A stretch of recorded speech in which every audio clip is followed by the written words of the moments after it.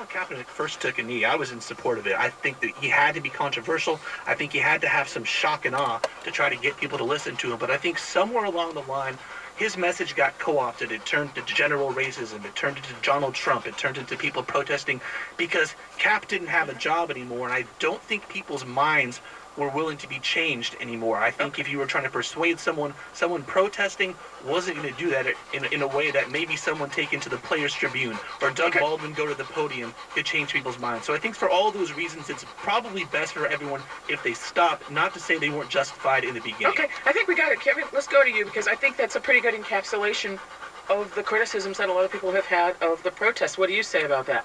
Well, the reason for the protest has to do with police lethality against unarmed black men in this country and police brutality against black men in this country in general.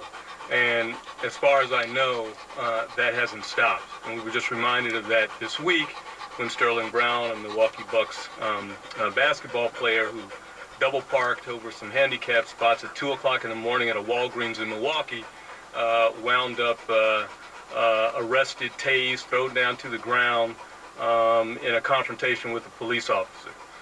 So the problem continues, and I think that the players have served this issue very well because here we are 4 years after 2014 when Black Lives Matter really began to grow around this issue, and we're still talking about it, and people are keeping track of it.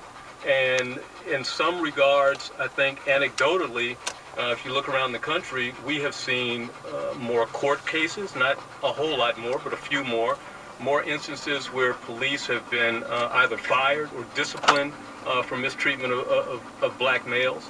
And so that's why I think that this has been a good protest and it needs to continue. Okay, but what about the NFL policy here? The NFL policy is a joke. First of all, in 1943, the Supreme Court ruled against having to coerce people to do the Pledge of Allegiance in public schools.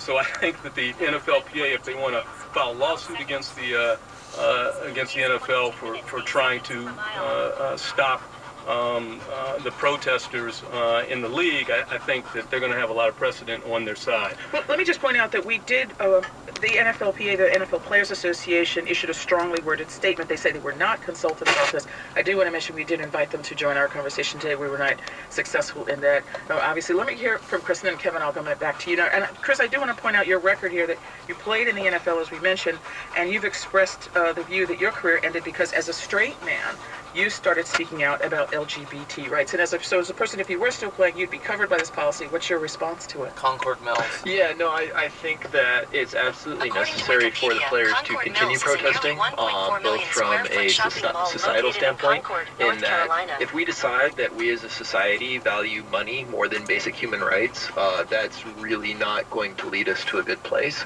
And I would highly question anyone who thinks that that is good societal policy. And secondly, the fact that the players, from a business standpoint, are coming up on what is promising to be one of the most contentious CBAs in NFL history in 2020. And the players need to show solidarity, and this is the perfect opportunity for them to do so. You know, it doesn't matter what your view is on the protests. The players right now have to show the owners that they are willing to stand together and work together, because the NFL Players Union is the weakest union in all of the major sports. And if they continue to allow themselves to be fragmented, then the owners are just going to take more and more and more. Aren't you kind of making Matt's point in a way that the original issue has been subsumed under other issues?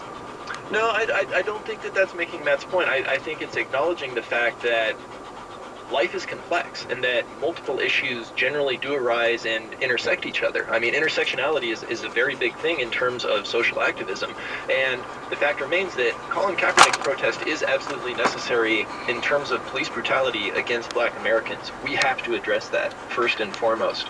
And the thing is, though, is that as the players are addressing it, they can also use that for themselves to say, look, we are addressing this issue, but we are also showing the owners that in this upcoming CBA that we will not be driven apart. We will not be divided. CBA being collective bargaining agreement. But Kevin, what about this whole question of, a lot of people say this is